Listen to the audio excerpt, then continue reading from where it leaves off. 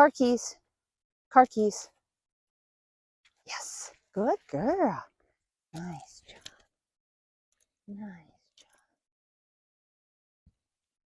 I'm going to teach Maverick to find my key fob the same way I taught her to find essential oils in scent work and also a scented swab in handler discrimination. So if you need to know how to do that, then I'll put the links to those videos in the description of this video. And what I'm going to do is just ask her to nose touch. Now she's done nose touch for so many other behaviors. And when you ask your dog to nose touch, at first you're just going to offer the item. They're going to touch it and you're going to feed them on the item. Okay, and at first they are going to nose touch because they're curious. They don't know what it is. Then I'm going to start moving my hand around once they consistently. Yes, I want to say yes. I want to feed on the object, the desired object I want her to find. I need her to know this is my focus. So many people will say their dog will only touch it once or twice, then after that they have to lure them. Well, what happened was the dog touched the object because they were curious, but instead of rewarding them on the object, yes, you were rewarding them somewhere else. So they touched the object and you rewarded them over here. So you actually taught them moving away from the object is the desired behavior. I need her to know touching that object is the desired behavior. Sit, please. Now that Maverick knows how to touch the key fob, I'm going to add a verbal cue, and I'm going to say car keys. I want to say more than one syllable. I don't want to just say keys because a lot of dogs can only hear vowel sounds. So if you're only using one syllable, you're limiting the number of verbal cues you can give your dog. But car keys now is 2 vowel sounds, and that's doubling the amount of cues I can give my dog. And I can say, where are my car keys? Which is normally what I say in my house when I lose my keys and I'm running around like a chicken with my head cut off trying to find my keys. It's like, where are my car keys? Now that is many syllables, and that just exponentially increases the amount of verbal cues you can give your dog. But I'm going to stick with car keys because even when I'm upset and say, where are my car keys? She will still hear that cue. So again, load up my hand, car keys, yes. Feed her right on, car keys, yes. Car keys, yes. And she's playing games. She wants to touch my hand instead of the keys. Car keys, yes. Car keys, yes. Car keys, yes. And I even switch hands to make sure that it's not situational what she's responding to, but she's responding to the key itself. Car keys, yes. Car keys, yes. Good girl. Now I'm going to have Maverick move away from me to touch the car keys. And at first I'm going to put him in plain sight. Come over here.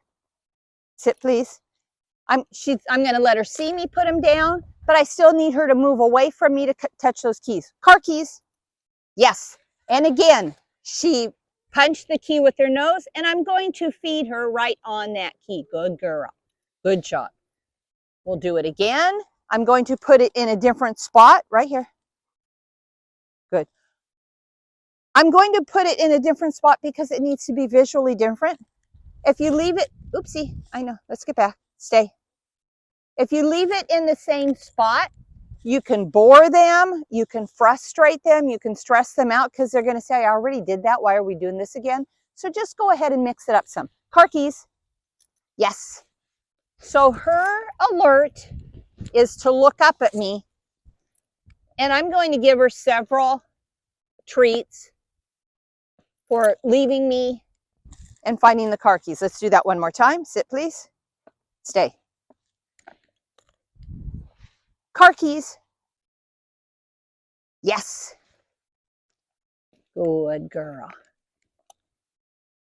Good girl. Nice job. Okay, now that she knows to go and look for the key, and again, it was in plain sight before. Now I'm going to put that key where she can't see it, but she's still sitting in some place where she can watch me put it down, but I'm going to put it down and now it's out of sight. So I want her to still search for it. I'm making it easy for her. She saw me put it down, So I want to give her confidence to look. Car keys.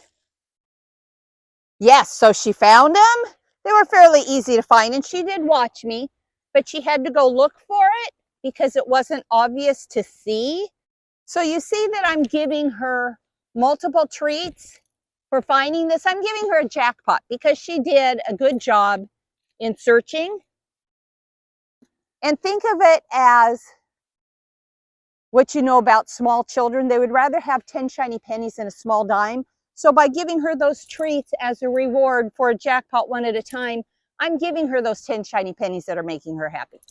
Okay, the first time I asked Maverick to search for the key fob away from me, to actually move away from me and find it, I put it in plain sight on the ground next to me. The next time, she saw where I placed it, but it wasn't where she could visually see it, but she did see me put it down. Now she's not going to see me put it down. So now what I'm doing is increasing the difficulty just a little bit. And so it's on the other side of the bench from where she's at. I'll put it behind the weed. She sees me, but she doesn't see the key fob. So now we'll go ahead and search, and let's see how she does with this. Car keys. Yes, and again, she found it. It was right behind the weed, and I'm going to give her the treats one at a time because that's a bigger reward than just one handful of treats. Good girl. Now I'm increasing the difficulty of the search. So at first she found the car keys where they were just right in front of her. She learned to move away from me. Then she found car keys in increasing difficulty where she couldn't see them. Now the car keys are inaccessible to her. She's not going to be able to touch them with her nose. I put them right behind my tire. So this is what real life is all about. I got out of my car. I dropped my keys. Oh my gosh, where are my car keys? I can't find them. Let's bring in my dog to find my car keys for me. Car keys.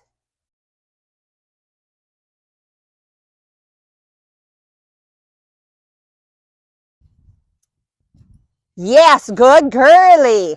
So you saw she was searching and couldn't find it. Then all of a sudden she tucked her nose between the tire and the car and she looked at me. That is her alert for finding things that I want her to find. Is she gets as close as she can and then she looks at me for her alert behavior.